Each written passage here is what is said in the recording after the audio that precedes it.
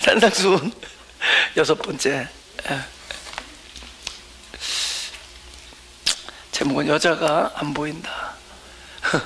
마태복음 5장 27절에서 29절 다시 읽어보죠. 시작.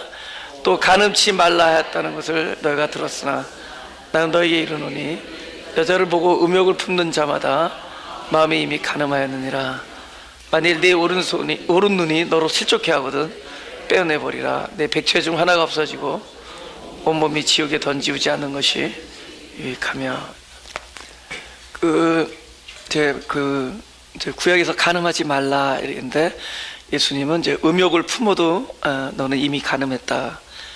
근데 이제 이미라는 말을 쓰잖아요. 그러니까 사실 음욕을 품기 전에도 간음의 상태인 거예요. 그러니까 만약에 마음이 있는데 이 사람이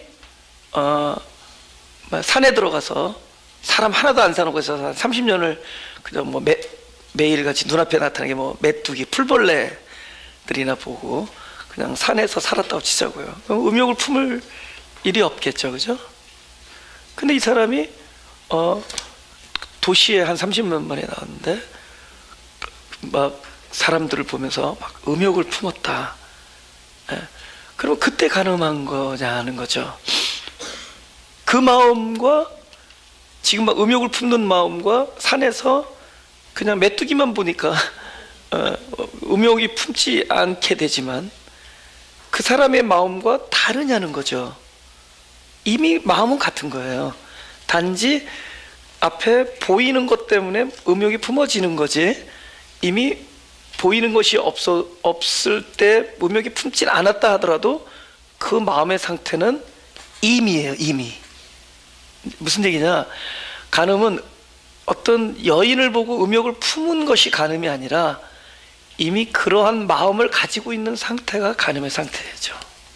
그러니까 주님은 그러니까 간음의 행위를 이야기하려는 것이 아니라 우리 존재, 마음으로 나타난 우리의 존재, 그 존재를 다루시는 겁니다. 그죠? 그 마음의 문제를 다루는 거예요. 그 사람이 어떤 마음을 품었느냐 안 품었느냐보다 더 중요한 그런 상황이 왔을 때 그런 마음을 품을 수밖에 없었던 그 마음, 그 존재의 마음, 그것을 다루는 겁니다. 근데 근데 그분이 뭐라 그러냐면, 그러면 그 눈을 빼라. 그러니까 눈이 보았다는 거죠. 눈이 본다는 거예요. 근데 사실 눈으로 보는 게 아니거든요. 뭐로 본다 그런 거죠? 마음으로 보는 거잖아요. 그러니까 이 마음을 눈으로 표현하는 것 뿐이에요. 여러분, 우리가 마음으로 보는 거예요. 그죠? 제가 늘 드린 말씀은 선악과를 보는 게 아니라 마음으로 보는 거예요. 그러니까 내 마음이 나타난 거예요. 마음의 욕심이 그렇게 나타나는 거예요. 마음의 탐심이 나타나는 겁니다. 근데 마음이 탐심으로부터 자유하면은 그렇게 안 보이는 거죠. 이렇게 먹음직하고 보암직하고 이렇지 않은 거죠. 그러니까 그 나무에 있지 않고 대상에 있지 않고 내 마음에 있는 거죠. 그러니까 그 주님께서 눈을 빼라. 네 눈이 그렇게 본다는 건데, 그 눈이 보는 게 아니라 그러니까 그 마음의 부분을 그분은 말씀하시는 거예요. 그러니까 마음을 다스려라라고도 말 못해요. 왜냐하면 우리가 마음을 다스릴 수 있는 능력이 없어요. 마음을 다스릴 수가 없습니다. 여러분, 혹시 그래도 나는 마음을 다스릴 수 있다고 얘기하면 그건 아직 은혜를 제대로 못 받은 겁니다. 은혜를 이렇게 말하면 아직 복음을 모르는 거예요. 복음은 어디서부터 출발하느냐? 나는 도저히 하나님의 거룩함을 흉내도 낼 수 없다. 여기까지 가야 돼요. 나는 아니다. 이렇게 가야 돼요. 내 마음은 내가 다스릴 수 있는 그런 게 아니다. 여기까지 가야 된다. 그죠? 만약에 마음을 다스릴 수 있다면은 네 마음을 굳건히 해서 다시는 여자를 보고 음욕 품지 말라 이렇게 얘기할 텐데 아주 빼버리라. 그죠? 제거하겠다는 제거할. 근데 문제는 그 마음도 다스릴 수 없지만 그 마음을 제거할 수는 더더욱 없죠. 예?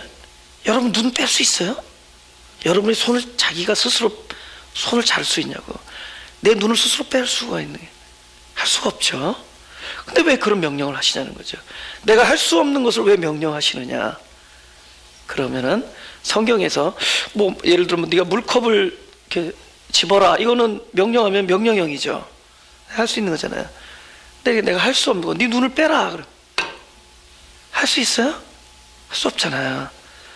그럼 내가 도무지 할 수 없는 명령형은 제가 여기 답이 나왔습니다. 하나님께서 우리에게 내가 도무지 나로서는 그 명령을 이행할 수 없는 불가능한 명령이 들리면은 그것은 하나님의 입에서 나오시는 약속이다. 약속입니다. 그럼 그 일은 어디로 넘어가죠? 그 일을 감당하는 주체가 명령을 받은 내가 아니라 명령을 하시는 그분이 하시는 겁니다. 성경은 이 약속으로 가득 차 있는, 우리는 명령어로 듣지만 성경은 전부 주님이 하시겠다. 내가 율법을 온전케 하겠다. 1.1획도 다 주님께서 다 이루실 것이다. 우리의 삶 속에서 그 율법을 온전케 하시고 약속을 다 이루시겠다는 거예요. 하나님의 약속입니다. 일평생을 통해서 주님이 나에게 하신 약속을 발견하는 재미로 사는 거예요. 아, 이거 주님께서 약속을 이행하고 계시는 거구나. 왜 어느 날 나는 왜 그렇게 내 눈이 깜깜해졌을까? 마치 내 눈동자를 휘비는 것 같은 아픔, 나를 빼어버리는 것 같은 아무것도 안 보이는 마치 실명한 자 같은 이 인생은 무엇인가? 내 그 경험은 무엇인가? 그거는 하나님께서 바로 마태복음 5장 29절의 약속을 이루시고 계시는 거예요. 하나님께서 나의 인생 속에서 평생의 내 삶 속에서 그 약속을 이루시고 계신 겁니다. 왜 어느 날 나는 아무것도 보이지 않느냐? 나 어느 날 꼼짝달싹할 여러분 꼼짝달싹할 수 없이 힘이 다 빠졌으면요, 그동안에 힘이 있어서 죄를 지었는데 죄 지을 힘도 없어요. 그죠? 아무것도 보이지 않거든요. 그동안에 너무 잘 보이니까 보는 것마다 음욕을 품고 보는 것마다 탐심이었는데 보는 것마다 내 욕심을 이루는 것들로 보이고 보는 것들마다, 그죠? 내 입에서 더러운 이야기가 나오고 정죄하고 판단이 나오고, 근데 어느 날 그것마저 보이지 않게 만드는 겁니다. 약속하시는 거예요.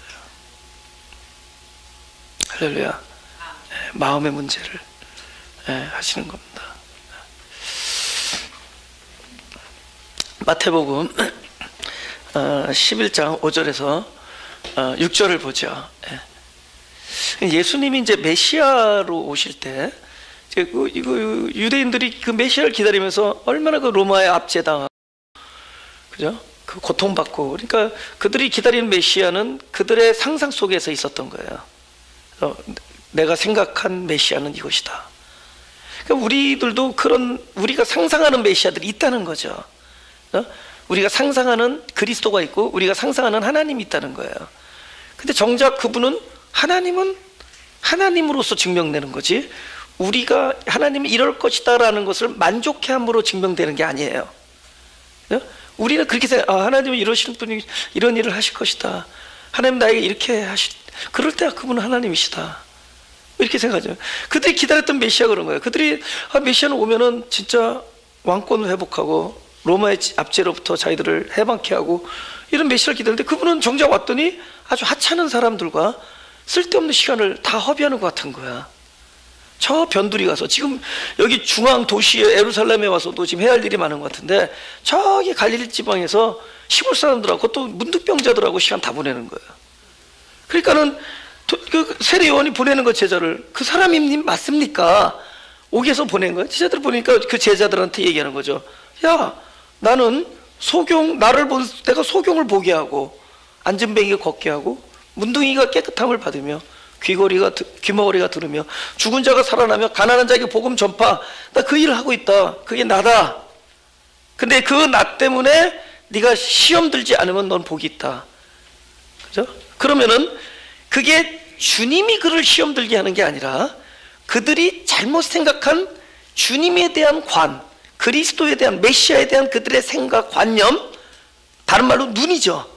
메시아는 이럴 것이다라고 하는 그들이 바라보는 눈, 그 눈이 그들을 실족해 하는 거예요. 그래서 실족해 하는 것은 바로 너다 이거예요. 할렐루야. 여러분, 이거는 우리의 일생을 통해서 하나님께서 알려주시는 일이에요. 실족해 하는 게 그 사람이 아니다예요. 너다예요. 그죠? 우리들 얼마나 저 사람은 어떻고, 저 사람, 저 일, 저 교회, 저 목회자, 저 사람, 이 사람, 그 사람들이 나를 시험 들게 하잖아요. 근데 너다, 네 눈이다, 네 마음이다. 그죠? 제가 이제 이거 하나님께서 그걸 우리를 계속 그걸 다루시는 거예요. 제가 그 목회 처음 했을 때 중독자들이 좀 많았어요. 그래서 제가 이제 나름대로 이렇게 중독자 이렇게 케어하고 막 그랬는데, 그때 은혜 받고 그러면 너무 이뻐. 너무 나름대로 노력하면 너무 이쁜 거예요. 그래서 너무 좋아서 또 용돈을 딱 주고 용돈이 또 다시 마약으로 변해요. 그럼 막 우라통이 치밀는 거예요. 어떻게 그 돈이 또 다시 나는 다시는 용돈 주지 말아야지. 그럼 또 잘하면 너무 이뻐. 그다음에 근데 이번엔 또 이 굿돈이 떨어지니까 와서 살살 거짓말돼. 내가 다 파악이 돼. 살살 거짓말해. 그럼 그게 막 저렇게 거짓말하면서 그러나 차라리 나 마약하고 싶습니다 이렇게 얘기를 하지. 꼭 저렇게 거짓말해야 돼. 막 이런 게 막 우라통이 치밀어요. 그러니까 사람이 잘하면 예쁘고 잘못하면 안 예뻐. 그죠? 그러니까는 자꾸만 내 안에서 사람이 이렇게 판단이 되잖아요. 근데 이제 그게 이제 시간이 흘렀죠. 제가 지금 목회한 지 17년 됐잖아요. 뭐 지금도 가끔 그런 형제들도 있고 그런데 하여튼 오랜 시간이 됐죠. 오랜 많은 사람들 경험했을 거 아니에요. 근데 그 사람들은 도무지 변하지 않았어요. 그러니까 저는 사역에 하고 있고 실패했습니다. 근데 하나님 사역은 성공했어. 하나님은 누구를 성공했느냐? 그 사람 변하지 않는 그 사람들 때문에 제가 변했어요. 근데 내가 어떻게 변했느냐? 전에는 이쁜 짓 하면 이쁜데 이제는 거짓말해도 예뻐요. 그리고 오히려 치근해. 어떻게 10년 동안 거짓말이 업그레이드가 안 돼? 뻔히 알 거짓말을 해. 아니 어떻게 저렇게 쉬운 뻔히 아는 거짓말을 할까? 마음이 치근해요. 그래서 거짓말 시작하기 전에 돈을 줘버려요 그냥. 그저께도 누구 돈을 확 줘, 그냥 줘버렸어. 그냥 지갑에 있는 거 다 털어줄게. 그래서 아니 거짓말 못하게 아예 아니까 그냥 그죠? 뭐 그 돈이 어떻게 쓸지는 나는 모르겠고, 하여튼 살살 거짓말하는데 그 살살 거짓말의 테크닉이 늘지가 않아. 나는 그래서 그게 너무 차량이에요. 그러면서도 이제는 예뻐. 진짜 이거 참 이런 말이 이게 맞는지 틀린지 모르지만 거짓말해도 예쁘고 또 쓰러지고 돌아와도 예쁘고 눈물 예뻐요. 그냥 사람이 그냥 좋아. 하나님이 그런 거구나. 하나님이 이렇게 날 사랑하는구나. 내가 변하지 않는데도 그냥 날 예뻐하는구나. 그냥 예뻐요. 그러니까 사실 이제 남 타령할 일이 별로 없어져 자꾸만. 누가 어떻고 저거 시험 들고 그게 자꾸 없어져 그냥. 이 모든 게 자꾸 얘기해줘. 너다. 네 마음이다. 네 마음이 아직 부드럽지 않다. 네 마음이 아직 온유하지 못하다. 네 마음이 아직 겸손하지 못하고 네 마음이 아직 자유하지 못하다. 네가 그렇게 억울해하는 것도 네 마음이 아직도 욕심이 있어서 그래. 남에게 인정받으려고 하는 마음 때문에 나는 사람한테 억울해하고 막 힘들어하는 거, 이거 네 욕심이다. 그럼 내가 자유로움, 남이 나를 어떻게 하든 그런 거에 자유하면은, 남한테 인정을 받으려는 거에 자유하면은 남이 나를 욕하든 오해하든 평안할 거 아니에요. 내 마음 평안할 거예요. 그 자꾸만 너다. 너를 실족해 하는 건 너다. 그 사람이 아니다. 너다. 이 일을 어떻게 하죠? 주님께서 우리 일평생 동안 너다라고 알려주시는 일을 하십니다. 나는 그들을 바꾸지 않고 네 눈을 빼겠다 그러시는 거예요. 네 눈을 다루시는 거예요. 우리의 마음을 다루시는 겁니다. 그죠? 너다.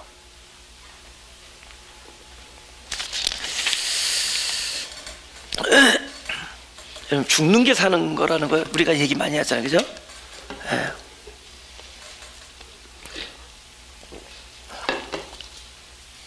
죽는 게 사는 거예요. 성경은 그래서 어떻게 하는 거냐? 마음의 생명을 주기, 그러니까 그게 그리스도의 마음이죠. 그리스도만 살아있는 마음이죠. 생명. 이 생명이 되기 위하여 우리의 마음에 사망을 가하는 거예요.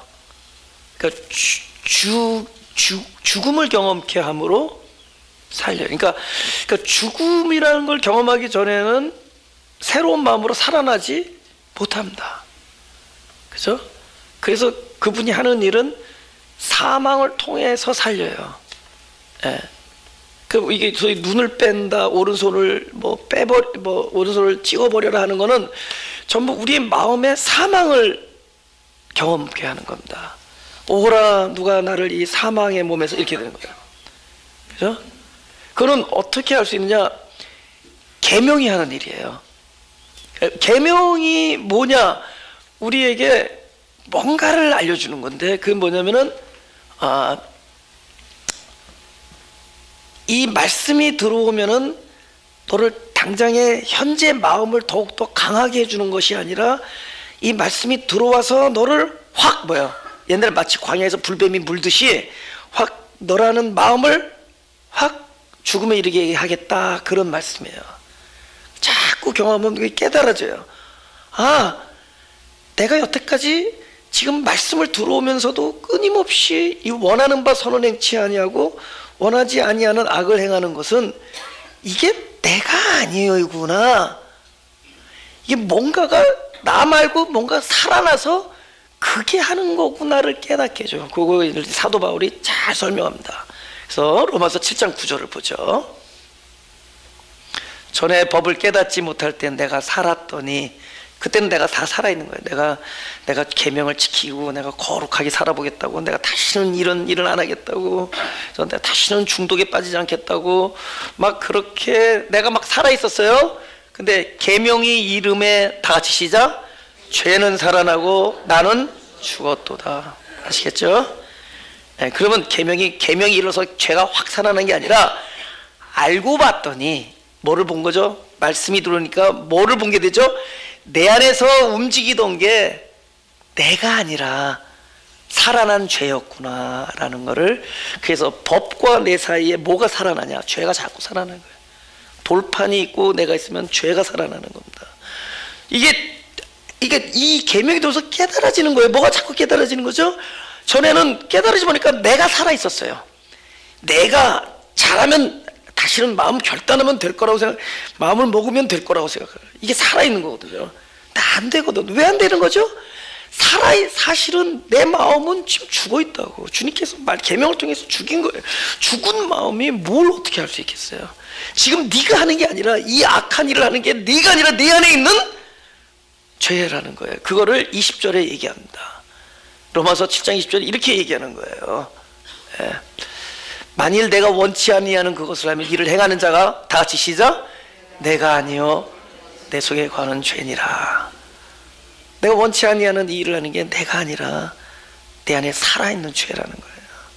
나는 죽고, 이제 주님이 계명으로 오시면 나는 죽고 죄가 살아나는 겁니다. 죄가 움직이는, 내가 못하는 이유는, 제가요 라디오에서 어떤 중독자가 방송에 나와서 간증을 했어요. 근데 그 사람이 그 다음날 쓰러지는 걸 봤습니다. 방송에 나와서.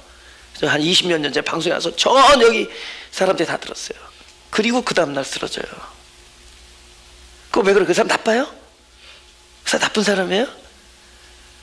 그 일을 행하는 자가 그 사람이 아니요 그 안에 거하는 죄니라 써있잖아요. 자기 마음으로 하세요. 그 마음은 계명의 이름에 나는 죽고 죄는 살아나고. 그럼 이 죽음에 대해서 어떻게 할까요? 주님께서 11장 요한복음 11장 25절 26절을 보겠습니다. 예수께서 가라사대 나는 부활이요 생명이니 나를 믿는 자는 죽어도 살겠고. 오케이. 그럼 믿는 자는 죽어도 살겠고. 우리는 너무 성경 말씀할 때, 물론 저는 영예를 한다든가 너무 텍스트에 너무 의존한다든가 그렇게 별로 중요하지 않는 것 같아요. 그죠? 텍스트, 컨텍스트 이런 말이 있는데 그렇게 중요하지 않아요. 그때 당시에 이 글을 쓴 사람의 의도, 그것도 별로 중요하지. 2000년 지났어. 컴온. 그거 별로 중요하지도 않아요. 또 지나친 영에도 또 우리를 뭐 어떤 의도로 끌고 갈 수가 있어요. 저는 지금 이 얘기를 하자는 거예요. 오늘 이 말씀이 바로 나에게 사랑이 되고 구원이 되고 능력이 되고 은혜가 되면 되는 거죠. 할렐루야. 우리 그 성경 뭐 원어 쪼개고 텍스트가 어쩌고 저쩌고 옛날에 의도가 무슨 의도로 써있고 그때 문화가 어떻고 그때 관계가 어떻고 뭐 어떻게 중요해. 그래서 여러분들 뭐 이렇게 중요합니까? 그죠? 또 지나친 영예를 해가지고 그거 뭐 영예를 뭐 자기가 원하는 대로 너무 그냥 그거를 주장하려고 뭐 저도 좀 그런 편이었었는데 안 하려고 그래요.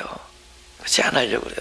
그냥 내 일생에서 살아온 이 말씀이 오늘 나에게 어떻게 적용되는가를 그냥 같이 쉐어하는 거예요. 그러니까 그렇게 들었으면 좋겠어요. 그냥 어느 날 내가 답이 없는 걸 내가 보고 그냥 나는 설교를 뭔가를 가르치는 것이 아니라 성경을 통해서 나에게 무슨 질문이 있다면 이 나의 질문을 우리들의 질문으로 함께 하자. 그게 내 설교가 됐고, 어느 날 나에게 이것이 구원이 되고 생명이 되고 은혜가 되면 그것을 고백하자. 그렇게 다른 뭐 가르치려는 것도 뭐 아는 게 있어야죠. 답도 없으니까 뭘 주장하는 것도 그만두고 뭐 나한테 특별히 이렇게 은혜가 되지 않은 것도 그만두자. 그리고 나서 제 설교가 획기적으로 짧아진 겁니다. 그죠? 뭐 그죠? 그래서 제가 미리 이렇게 말씀을 드리는 이유는 뭐 죽어도 살겠지만은 제 입장에서는 이렇게 보인다는 거예요. 이거를 제 입장에서는 아까 그랬잖아요. 계명이 오면은 죽는 거죠. 우리 선악과가 뭐예요? 우리 죽음을 알려주잖아요. 내 안에 있는 탐심을 알려주고, 선악과를 먹은 결과로 죽은 게 아니라 죽음의 실존이 드러나는 거잖아요. 그죠? 선악과 때문에. 선악과 없을 때는 안 드러나. 근데 선악과를 딱 보는 순간 내 안에 있는 공허와 혼돈과 사망, 그죠? 흑암이 드러나는 거잖아요. 그걸 우리가 죄다 이렇게 얘기하죠. 그죠? 마찬가지라는 거죠. 그러니까 우리 계명이 들어오면 우리는 그 계명에서 우리의 사망적 실존이 자꾸 드러나는 거예요. 죄라는 걸 통해서. 그 죽음을 얘기하는 거예요. 다른 죽음이 아니에요. 뭐 무덤에 육체가 죽은 거가 살다 이 뜻이 아니라 그 죽음이에요. 계명에 의해 율법으로 말미암는 죽음, 율법에 대하여 그래서 율법으로 죽는 죽음, 율법에 대하여 죽은, 그죠? 그래서 율법을 향하여 죽었나니 이는 하나님을 향하여 살게 하려 하심이라자. 그러니까 율법으로 말미암아 율법을 향하여 죽었나니, 갈라디아 2장 19절, 이는 하나님을 향하여 살게, 바로 그 얘기입니다. 그러니까 이 계명의 이름에 우리의 죽음이 드러나면 그곳에서부터 다시 사망, 사망을 아는 만큼 생명이에요. 어떻게 하죠? 계명을 어떻게 살리는 거죠? 죽여서 살리는 거예요. 죽여서 그 산자가 바로 이거예요. 죽은 자가 따로 있고 산자가 따로 있는 것이 아니라 죽어서 그 무릇 살아서, 이제는 살아서 믿죠. 이 사람은 어떻게 살죠? 죽어서 살았죠. 오늘 우리가 날마다 주님께서 우리를 죽음에 이르게 함으로 살게 하는 겁니다. 이게 부활의 데피니션이에요. 죽음의 이름으로 우리를 살게 한 그 산자가 영원히 죽지 않는다. 이제 이 죽음을 아름답게 제가 표현한 겁니다. 이것이 기독교 복음의 본질입니다. 우리가 왜 찬양하리 죽음 당한 어리냐. 죽음을 얘기해. 이 죽음이 생명의 기초가 돼. 왜 막 최전도서 맨날 죽음 얘기해. 죽음이 생명이에요. 죽음을 얘기하자면 생명도 없어요. 그러니까 내 일생 동안 하나님이 하시는 일은 그 죽음을 경험케 하는 거예요. 사망. 근데 우리가 내 안에서 사망을 본, 이게 축복이에요. 복이에요. 사망을 본 자들이 결국은 항복을 하게 돼 있습니다. 우리가 강팍하다 그러잖아요. 교만하다. 그들은 아직 항복을 안 한 거예요. 뭐가 그렇게 잘났는지, 뭐가 그렇게 자신 있는지 아직 항복을 안 해. 왜 항복을 안 하죠? 자기 안에서 진짜 사망을 보지 못했기 때문에. 도대체 이놈의 개를 들면 우리도 이렇게 살자 이렇게 나가니까 주제를 모르는 거야. 내가 누군지를 모르니까 아직 내가 어제 실수했고 오늘 실수한 이 실수가 나라고 생각하니까 성경에서는 분명히 그것은 내가 아니라 내 안에 거하는 죄다. 계명의 이름에 죄가 살아나고 너는 죽었도다. 아직 자기라고 생각하니까 다시 마음을 먹고 다시는 안 하겠다 그러고 결단을 하고, 저렇게 결정 못하는 사람들 보고 우유부단하다 그러고 저렇게 죄 짓는다 그러고, 이게 자기가 아니거든. 근데 이거를 경험하면은 항복을 하게 되는 거예요. 도저히 마음 문제가 나오면 이겨낼 수가 없어요. 마음을 다 쓸 수 있냐고. 그냥 그 품어지는데, 그저 미움과 음욕이 그냥 품어지는데 그거 다 쓸 수 있겠어요? 그래서 어떤 분이 저한테 그러더라고. 저 형제 그냥 하도 그냥 마에게 쓰러지니까, 어떤 목사님이 그때 전도사 저 형제한테 가서 마약이 생각나면은 예수의 피를 10번씩 외치라 그래서, 내가 목사님 마약이 생각나면 예수의 피를 팔아서 마약을 살 겁니다.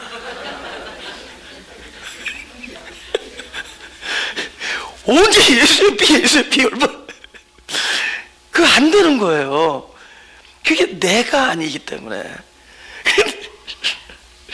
근데 죽음을 보면은 항복한데도, 오늘 우리들의 문제는 너무 이 청년들, 이 기독교 청년들 너무 살려놓은 게 문제라도, 이 시체 덩어리를 내가지고 넌 살아있다, 해보자, 한번 해볼 수 있다 하면서 이 막 헛된 바람을 불어주는 게 이게 문제예요. 막 광장에 수천 명 수만 명 모여놓고 청년들한테 막 힘을 주는 거야. 우리 기독교인은 달라야 된다. 컴온, 똑같아요. 근데 단지 기독교인한테는 그거가 보여진 거야. 내 몸의 사망이 아니다. 이 사망은 앞으로 생명이 올 은혜의 바탕이다. 사망이 있으니까 생명이 오는 거예요. 이것은 주님의 구원이 이루어지는 나의 실존이다. 은혜의 바탕이에요. 이 사망을 알려준 거지. 그걸 알려줘야지. 그래서 그 사망을 보면서 나로서는 방법 없으니까 항복하게 만들어야지. 거기서 뭐 한번 해봐라 이거 다. 그러니까는 청년 때 잘하다가 애 낳고 나서 다 집으로 가잖아요. 왜냐면 애들 데리고 다녀야 되니까. 어디 유치원에도 가고 어디도 가고 어디도 가고. 그러다 40대 말에 다시 사업 깨지니까 다시 돌아오잖아요. 기독교가 망해서 그런 게, 기독교가 부패해서 그 사람들이 떠나는 게 아니라, 죽은 자에게 죽음을 알려주지 않고, 죽은 자가 너 살았다 한번 해봐라 이러니까 기독교 밤낮 청년 때 잘해. 그죠? 그 다음에 장가고 시집가고 뭐 이러다가 또 다 떠나. 애기 낳고 다 떠나. 나중에 사업 깨지면 다시 돌아오고. 죽은 자. 근데 그 죽음이 생명이라는 거죠. 그래서 항복의 이름. 할렐루야. 그것을 로마서 7장 24절 25절에 24절 25절에 오라 나는 공고한 사람이다. 이 어디 몸? 사망의 몸에서 누가 나를 건져. 이제는 누가로 변한다는 거죠. 그죠? 전에 내가 살았을 때는 how였죠. Tell me how 이거잖아요. 사람들이 최전도사 설교에 how가 없다 이런 얘기를 해요. 방법론이 없다. 예, 시체들한테 무슨 방법이? who, 나에게는 방도가 없으니 누구한테? 누가? 나한테는 이제는 방법이 없어요. 나는 죽었잖아요. 계명 이름에 나는 죽고 죄는 살아났도다. 누가 나를 건져내라. 그죠? 그러니까 사망을 발견하면 항복을 하죠. 항복을 하고 나면은요, 보세요. 이제는 나에게선 방법이 없었는데 항복을 하고 나니까 이 모든 게 어디로 넘어가죠? 하실 수 있는 산자에게로 넘어가죠. 누가 보이죠? 아, 살아있는 전능하신 분이 보여요.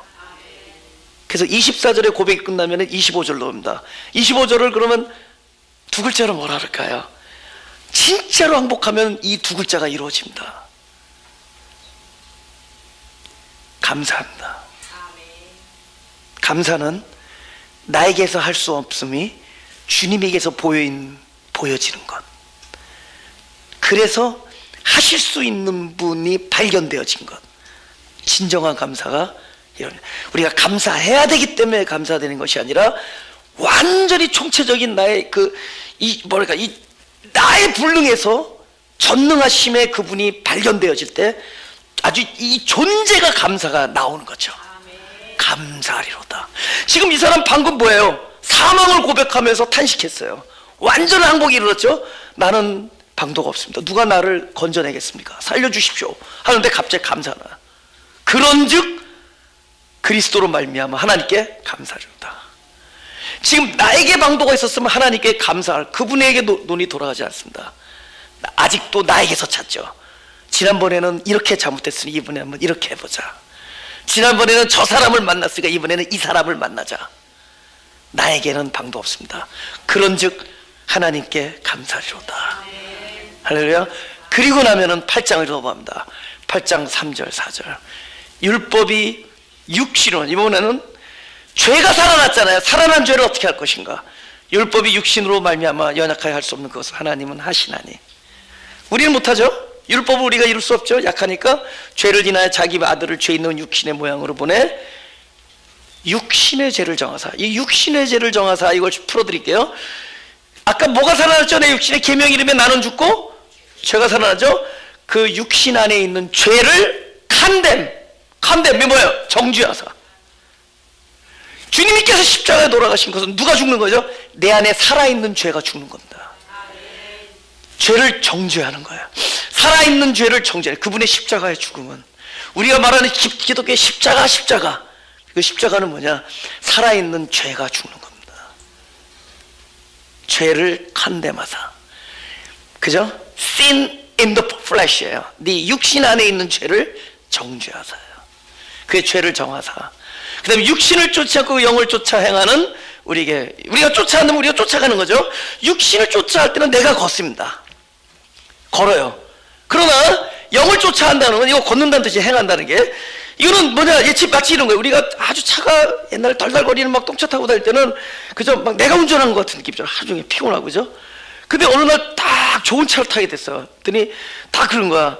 아, 내가 운전하는 게 아니라 차가 나를 데리고 가는구나. 저는 그런 차를 타본 게 아니라 누가 그런 얘기하는 걸 들었어요. 좋은 차를 탄 사람이, 야, 이 차는 내가 운전하는 게 아니라 차가 나를 데리고 간다. 어떻게 경험해 보신 분은?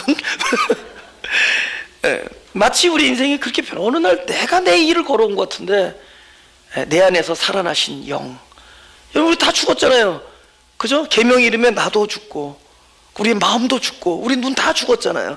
죽으니까 뭐만 남았어요? 살아계신 그분, 영원히 산 자, 그분의 죽음은 어디서 끝나요? 십자가의 죽음은 죄가 정죄당할 때 끝나요. 근데 그분은 원래 뭐죠? 나는 부활이요 생명이다.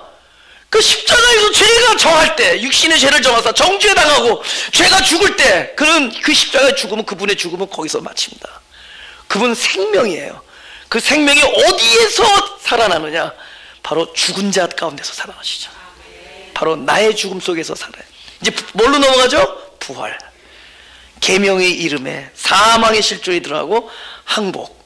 그죠? 우리에게 깨어짐이죠. 그죠? 내 아무것도 없음을 깨달음이죠. 그죠? 그 다음에 감사와 그 다음에 그분의 하시는 일이 일어나죠. 부활이 일어나고, 죄를 정하시고 내 안에서 걸음걸이가 되어주시고 마음이 되어주십니다. 그분이 일평생 동안 그런 일을 우리에게 베푸시는 거예요. 약속하는 겁니다. 내 눈을, 내 마음을 하나님께서 사역하시겠다는 겁니다. 그러니까 보세요. 믿음은 내에게 당부한 말을 확신을 가지고 이루어 나가는 게 아니에요. 믿음은 죽은 자들에게 하나님의 뜻인 말씀이 들려지는 게 믿음이에요. 그러니까 죽은 자만이 들려져요. 생명의 말씀은. 산 자들은 못 들어요. 그 산 자들은 소위 살아있다라는 것 때문에 계명이 들리지가 않아요. 근데 죽은 자들에게 들리는 거예요. 그 죽은 자들에게 들려서 그 말씀이 살아나는 거예요. 그 말씀이 그 뜻을 이루는 겁니다.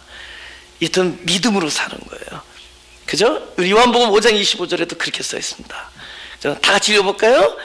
다 같이 시작. 진실로 진실로 너희 이르니 죽은 자들이 하나님의 음성을 들을 때 오나니 곧 이때라. 듣는 자는 살아나니라. 무덤에 죽어있는 시체를 얘기하는 것이 아니라 바로 이 존재적, 그죠? 실존적 사망, 그 죽음을 뼈저리게 경험한 자들이 하나님의 말씀이 들려요. 죽지 않으면 들리지 않는데도요. 그 들린 자들이, 그럼 지금 들리죠? 저와 여러분의 죽음이 경험되어졌기 때문에 들린 겁니다. 근데 그것이 뭐다? 생명이다.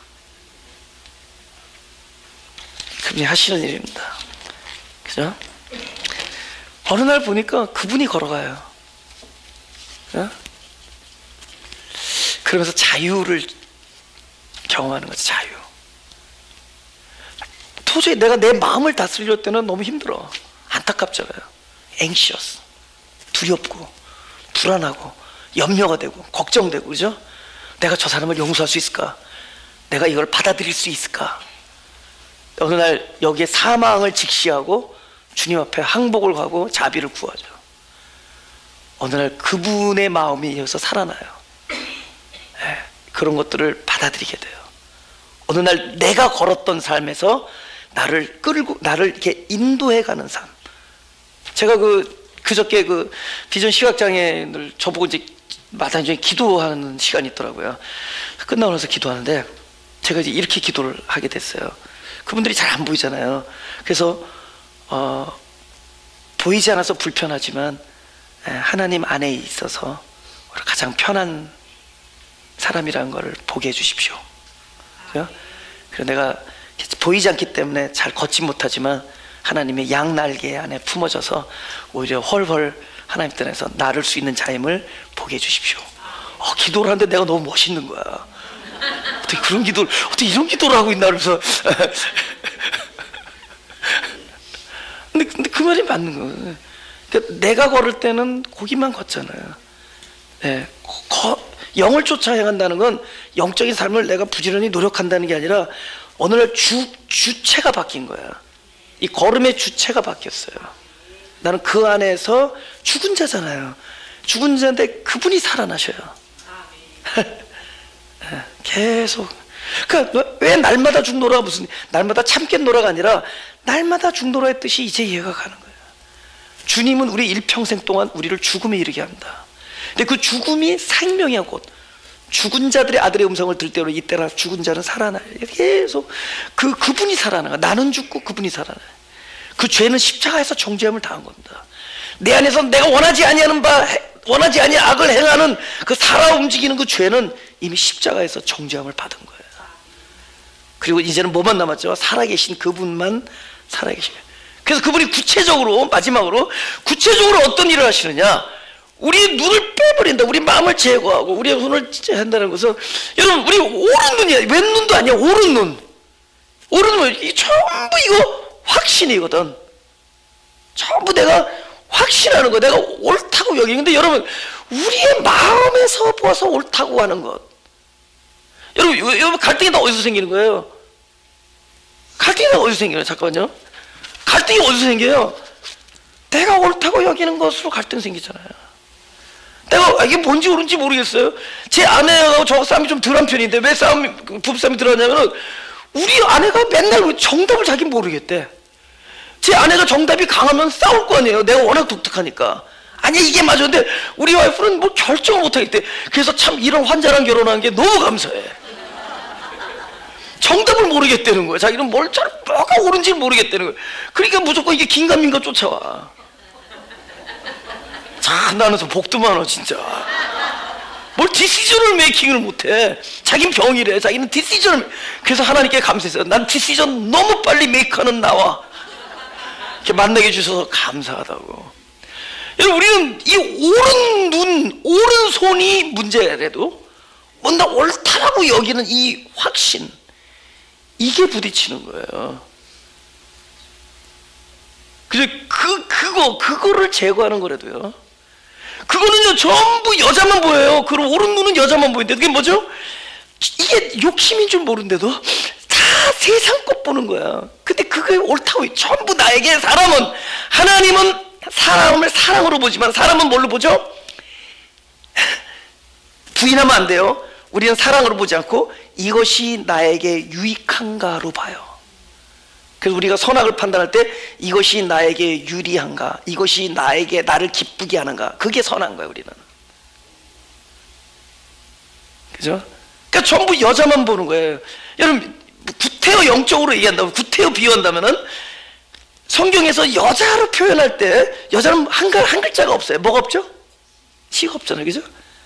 우리가 너무 진짜 결국은 눈에 안 보이는 영원한 실존, 이 진리, 생명을 보지 못하고 생명이 없는 눈앞에 이익을 보는 거라도, 그 내가 옳다고 여긴 나의 옳은 눈은 그 옳은 게 아니야. 사람으로 보니까 전부 나에게 유리한 거, 나에게 당장에 좋은 거.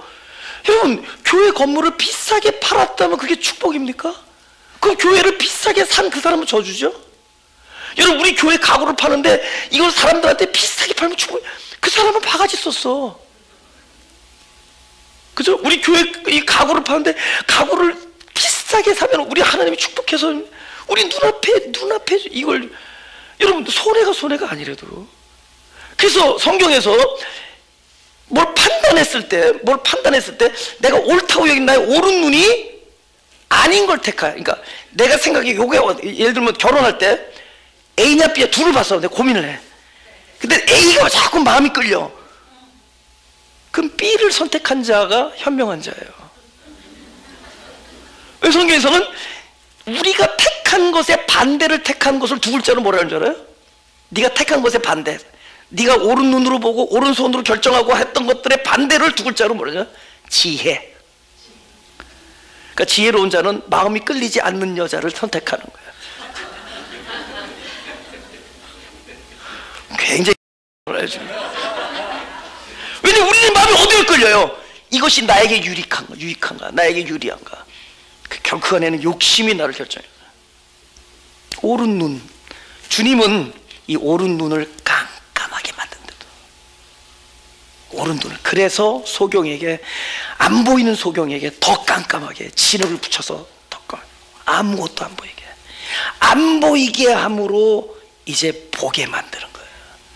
죽음으로 살게 하고 더욱더 안 보이게 함으로 더 잘 보이게 하는 거예요. 안 보여서 보이고, 죽어서 살고, 가난해서 부유하고, 약해서 강해지는 거예요. 그것이 일생에 저와 여러분 가슴에 손을 대시고 한번 보자고요. 우리 일생에 얼마나 우리를 깜깜하게 하셨습니까? 그거 왜냐하면 내가 선택한 것이 결국은 여자를 보고 음욕을 품은 일이기 때문에, 생명이 없는 것을 우리는 생명이라 여겼고, 우리는 복음이 아니고 진리가 아닌 것을 진리라 여기고, 우리는 나에게 좋은 것을 이것이 선하다라고 주장하고, 그것이 아닌 것을 악하다고 얘기하고, 우리는 그렇게 살아오고 왔고 살아오고 있습니다. 아직도 그렇게 생각하잖아. 우리의 모든 갈등은 나의 옳은 눈이요 옳은 손이에요. 내가 옳다고 여기는 것, 나에게 좋다고 여기는 것들이 사실은 좋지 않은 것이고 옳지 않은 것이고 생명이 없는 거예요. 가슴에 손을 대시고 우리 잠깐 묵상으로 기도를 한번 해봅시다.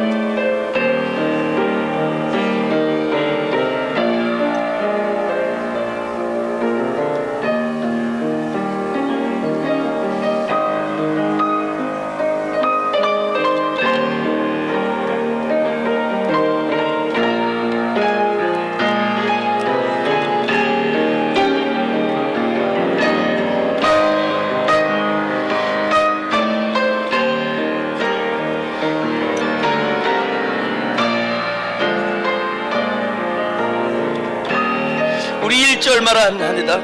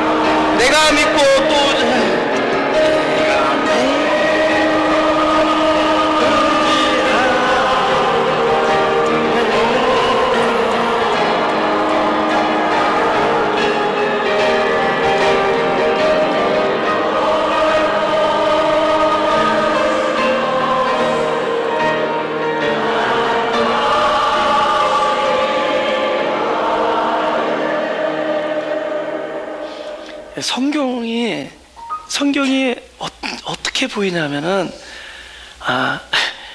죽은 만치 보이고 깨진 만치 보여요.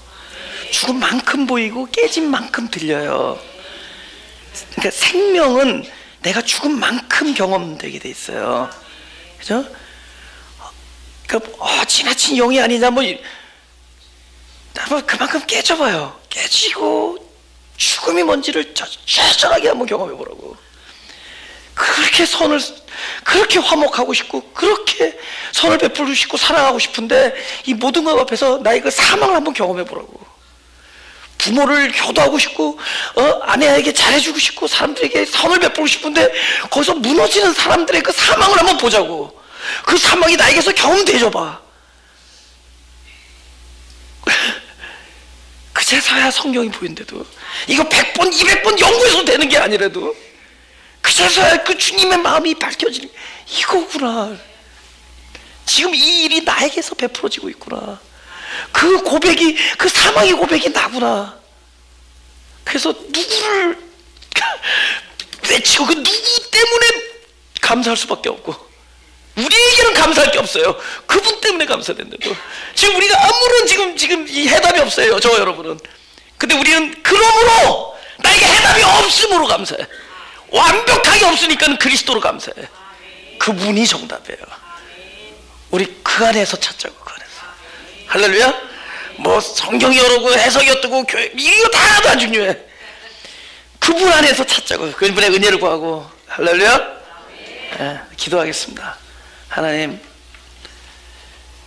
주님 앞에서 항복합니다. 근데 전에는 난 줄 알았는데 나는 죽었고 내 안에서 죄가 꿈틀거리는 걸 보게 해주시니 감사합니다. 이제 이 문제는 주님께 넘어갔습니다. 아니, 십자가에서 해결했습니다. 이제 우리에게 믿음이 되게 하여 주옵소서. 일평생 동안 나로 지옥에 가게 하는 것들, 지옥 같은 나의 마음을 주님께서 사랑으로 처리해 주시는 것을 우리로 믿고 소망하게 하여 주옵소서. 그래서 이제는 생명이 보이게 하시고 복음이 보이게 하시고 지혜가 들려지게 하여 주옵소서. 감사하며 예수님 이름으로 기도드렸습니다.